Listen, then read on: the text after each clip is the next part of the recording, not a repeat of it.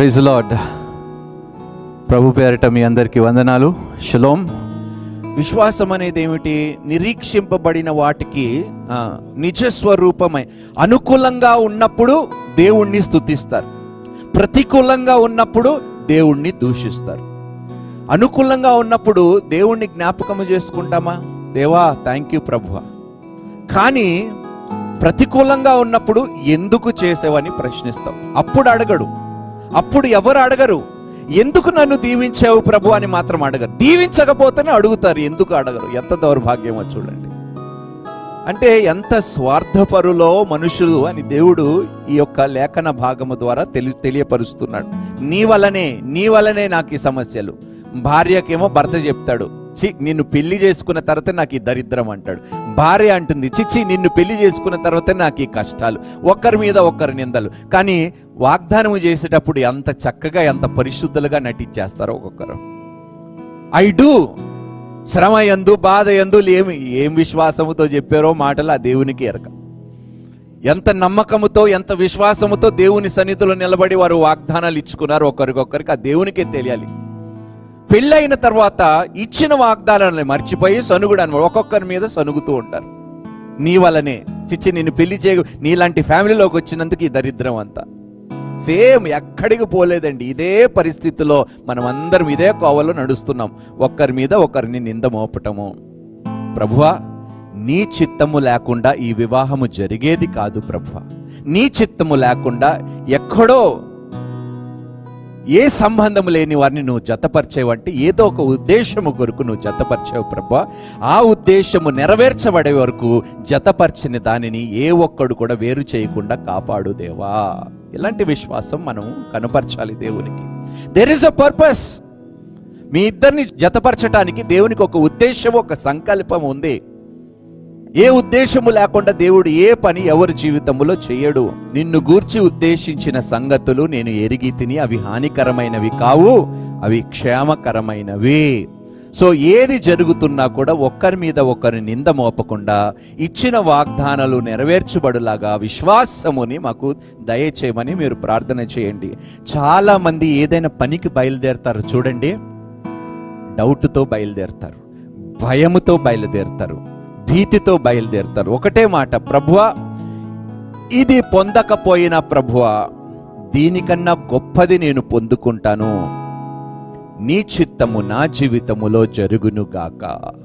ఒకటి దొరకకపోతే అది నాకు మంచిదే అని దేవుడు భావించి తప్పించాడు అని అనుకోవటము. ఎందుకు ఇలా మనం అనుకోవటం లేదో? దేవుడే మనకి తోడై ఉంటానని చెప్పిన తర్వాత ఇంకా ఎందుకు భయము? యుద్ధము యెహోవాదే. మీరు ఎక్కడికి వెళుతున్నా కూడా దేవుడు ఏమంటున్నాడు తెలుసా?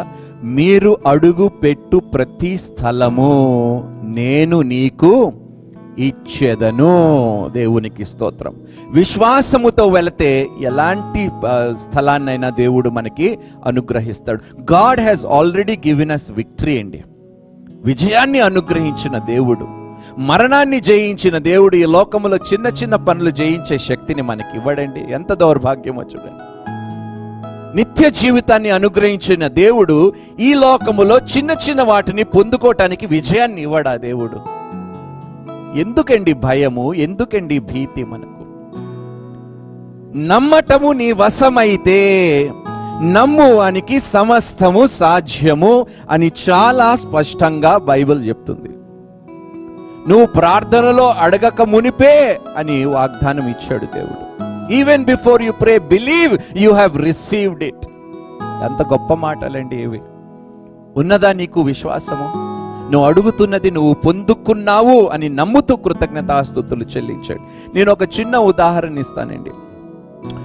ఒక కుటుంబము, ఒక భార్య భర్త, వాళ్ళు 5 సంవత్సరాలు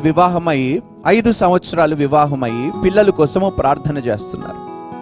అప్పుడు దేవుడు వారితో మాట్లాడి, ఇంకా ఎందుకు నన్ను అడుగుతున్నారు, నేను ఆల్రెడీ మిమ్మల్ని దీవించాను కదా అని దేవుడు మాట్లాడిన తర్వాత వాళ్ళు అప్పటి నుండి మేము బిడ్డలు పొందుకున్నాము అని కృతజ్ఞతాస్తుతులు, ఆ సంవత్సరం అంతయు దేవునికి కృతజ్ఞతాస్తుతులు చెల్లించినందుకు దేవుడు వారికి సంతానమును కలుగజేశాడు. ఎంతమంది పిల్లలు వారు ఒక్క బిడ్డ కోసం అడిగితే దాదాపు 7 8 పిల్లల్ని కన్నారంటే ఇట్స్ ట్రూ టెస్టిమనీ. అంటే దేవుని యొక్క సమృద్ధి, దేవుడు మనకి సమృద్ధిని ఇస్తానన్నాడమ్మా. నీవు నాటని పొలములు, త్రవ్వని బావులు, కట్టని పురములు నేను నీకు ఇచ్చేదను. నువ్వు తిన్న తర్వాత, తృప్తి నొందిన తర్వాత నన్ను మర్చిపోవద్దని మాత్రమే దేవుడు అన్నాడు. So God is doing something. మనకి కనిపించకుండా దేవుడు గొప్ప కార్యాలు మన కోసము సిద్ధపరుస్తున్నాడు. దేవునికి స్తోత్రము. You have to wait. నిరీక్షణ కలిగి, ఓర్పు సహనము కలిగి అది పొందుకునే వరకు నీ విశ్వాసములో నువ్వు బలముగా నిలబడమని దేవుడు సెలవిస్తున్నాడు.